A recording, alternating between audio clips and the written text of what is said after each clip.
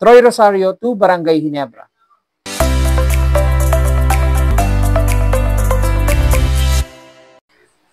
Hello everyone, what's up? For today's video, ang pag-uusapan po natin ay si Troy Rosario.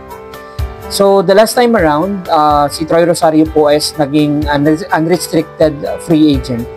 So, binitawan na po siya ng Blackwater bossing, and I know na may counter offer po ang Blackwater pero mukhang hindi po kinoconsider ni Troy Rosario. And last Friday, so ayon sa mga sources na nagkaroon po ng meeting si Troy Rosario sa TNT Katropa. And as per the sources, may promising po yung offer kay Troy Rosario. Pero at this moment, sabi po ni agent ni Troy Rosario na si Mr. Marvin Espiritu na wala pa talagang closed deal na nangyayari. So hindi pa po may perma si Troy Rosario.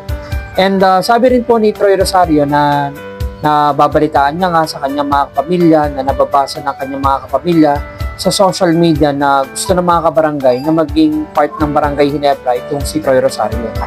So, kaya lang, as per Troy Rosario, wala pa talagang offer ang Barangay Ginebra.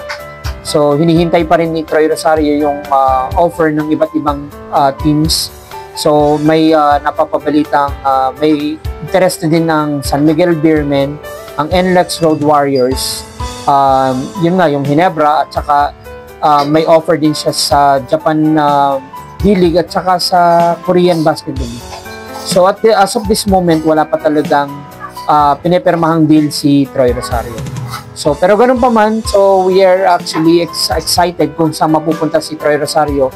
So kahit saan man siyang mapuntang koponan,